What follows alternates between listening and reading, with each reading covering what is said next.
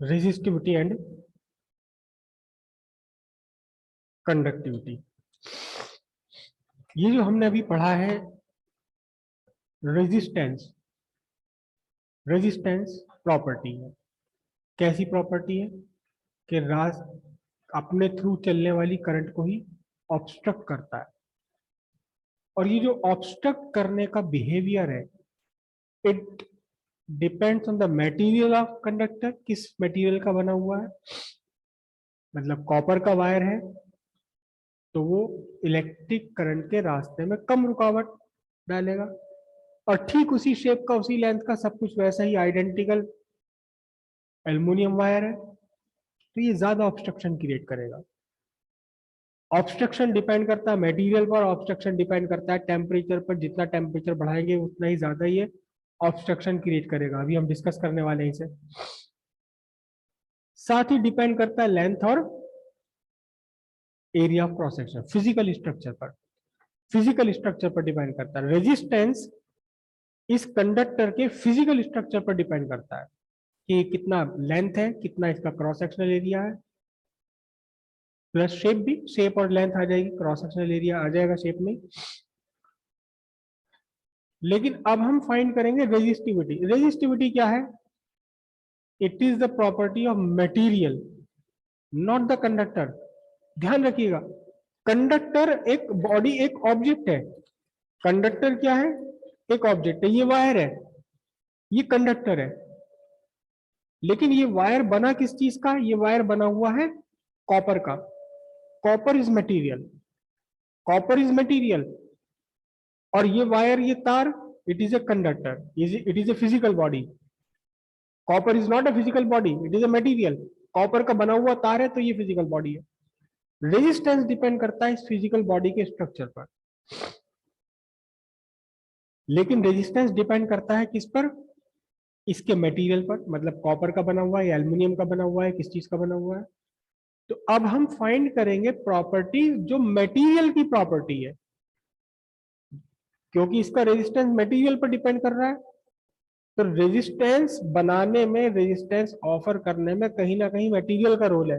क्या रोल है मटेरियल का, वो हम करेंगे रेजिस्टिविटी से। अभी अभी हमने ये एक्सप्रेशन प्रूव किया है, V upon L, V upon I equal ml upon N E square A tau. V upon I equals ml upon, right,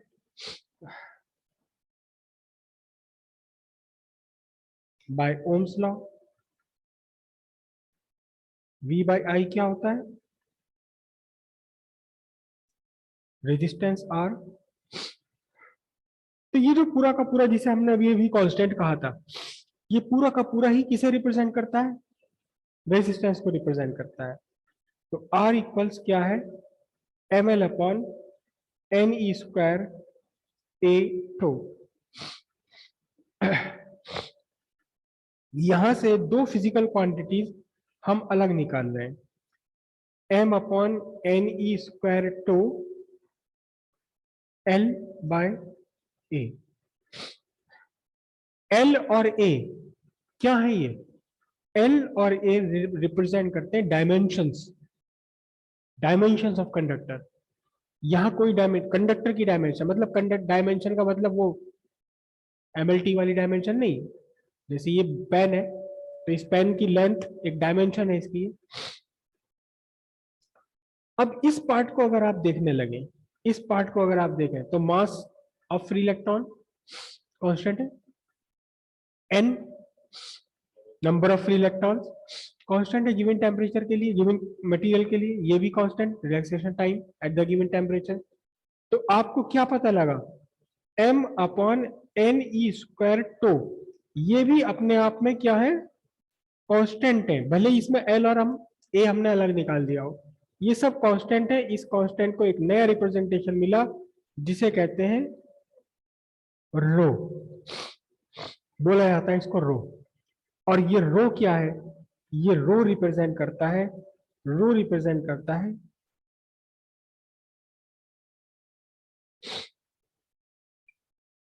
resistivity of material, resistivity of material, not resistivity of conductor.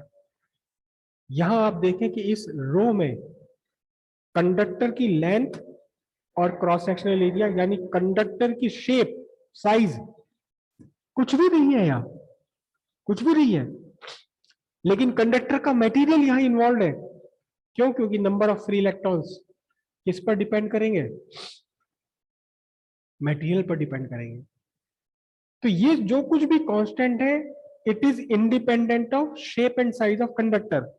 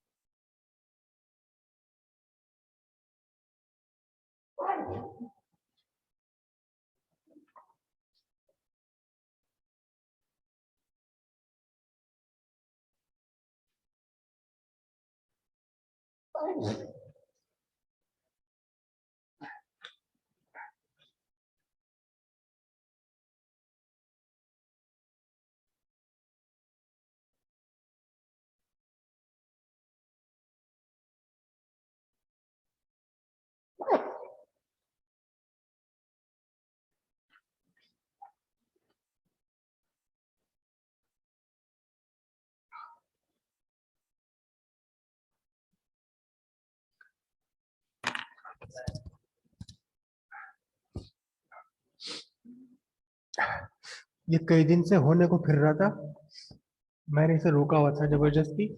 कल मुझसे थोड़ी सी लापरवाही हो गई तो ये निकल आया।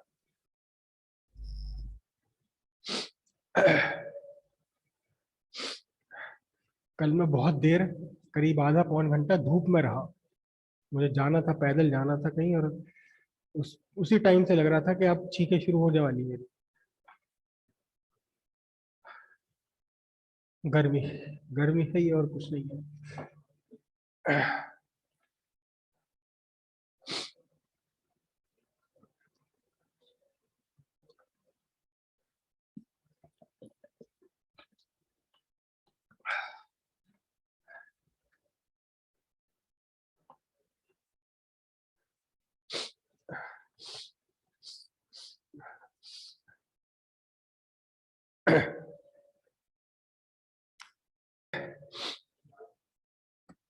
तो यहां ये कांस्टेंट आया, जिस कांस्टेंट में रेजिस्टर की शेप और साइज बिल्कुल भी इन्वॉल्व नहीं है, केवल क्या इन्वॉल्व है? मटेरियल। तो दिस इज द रेजिस्टिविटी। किसकी रेजिस्टिविटी? मटेरियल की। कौन सा मटेरियल? जिस मटेरियल से आपका कंडक्टर बना है। तो resistivity of material of conductor, जिस मटेरियल से ये कंडक्टर बना हुआ है उस मटेरियल की रेजिस्टिविटी होगी। अब हम इसे डिफाइन करेंगे। तो यहां इस फॉर्मूले में उठा करके क्या रख दिया जाए? क्या रख दिया जाए? रेजिस्टिविटी रख दी जाए। करेक्ट। अब जरा देखें ध्यान से।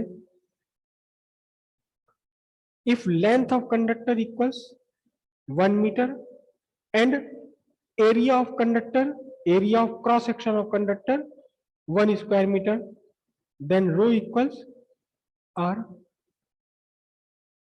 बन गई डेफिनेशन? कौन बता सकता है? बोलिए। The resistivity of a material is equal to the resistance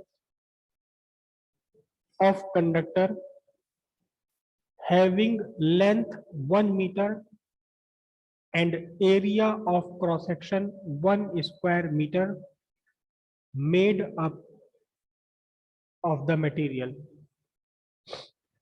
Its unit is ohm meter. तो किसी भी कंडक्टर का रेजिस्टेंस रेजिस्टिविटी पर कैसे डिपेंड करेगा?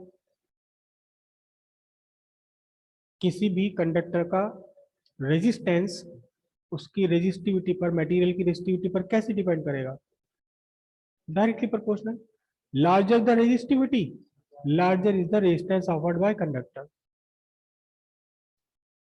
right? अगर रेजिस्टिविटी लार्जर है, ज्यादा रेजिस्टेंस ऑफर कर रहा है,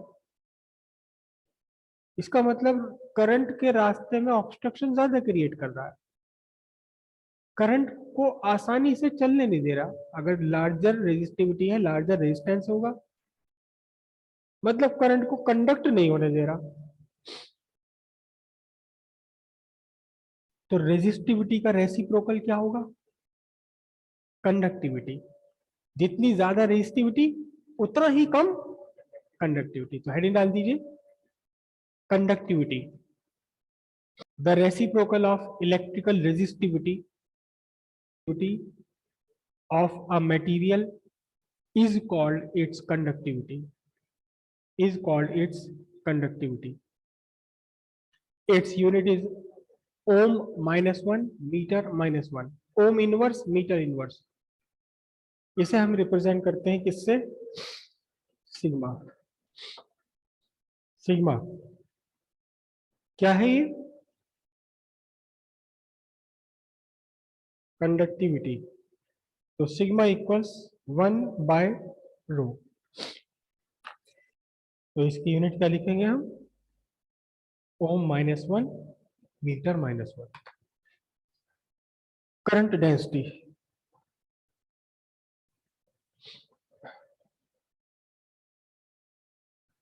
करंट डेंसिटी जिसे हम रिप्रेजेंट करते हैं जे से। करंट डेंसिटी का देखो एक आइडिया समझ लेते हैं पहले। एक आपका ये कंडक्टर है,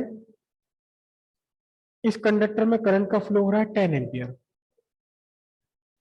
10 एम्पियर की करंट चल रही है। एक और आपके पास कंडक्टर है जिसका क्रॉस सेक्शनल एरिया लार्जर है, यहां भी वही करंट है, कितना? 10 एम्पियर। लेकिन यहां 10 एम्पियर की current small cross sectional area पर डिस्ट्रीब्यूटेड है, और यही यहां वो same 10 ampere larger cross sectional area पर है। कुछ कुछ ऐसा इसे समझिए कि मैं अगर इस पेन को ऐसे लगाता हूं यहां, तो मेरी फोर्स काफी बड़े एरिया पर डिस्ट्रीब्यूटेड है, और मैं इस पेन को ऐसे रखता हूं तो वही मेरी फोर्स अब बहुत छोटे से एरिया पर डिस्ट्रीब्यूट हो जाएगी। तो प्रेशर बढ़ गया, या प्रेशर बढ़ गया, तो वैसे ही यहाँ करंट का प्रेशर है। तो सिंपल सी बात है, करंट डेंसिटी हम कैसे निकालेंगे? Current density J is equal to होता है current per unit cross sectional area. J equals current per unit cross sectional area. तो J इज इक्वल टू कितना हुआ? I/A। और I आपने पहली फाइंड कर चुके हैं क्या? NEA VD/A। अब A तो यहां से खत्म हो गया, क्या बचा? NE VD की वैल्यू रख लू। क्या था VD की वैल्यू? क्या था VD की वैल्यू? EV τ/ml। तो अब ये क्या बना? NE square τ/ml into V/L। क्या? अच्छा, L यहां से हटाना मुझे, हाँ। और ये देखना, ये क्या है? M/NE²2 क्या है? M/NE²2 resistivity. लेकिन ये तो उल्टा बन रहा है ना यहाँ, तो रेजिस्टिविटी का उल्टा क्या होगा? कंडक्टिविटी। तो सिग्मा और E/V/L पोटेंशियल ग्रेडियंट क्या हुआ? ये E हो गया। क्योंकि E एक वेक्टर क्वांटिटी है और सिग्मा आपकी स्केलर क्वांटिटी है, तो इसलिए हम इसे J को भी वेक्टर क्वांटिटी कहेंगे। J is equal to sigma E। यूनिट क्या होगी इसकी? Ampere per square metre. This is the current density.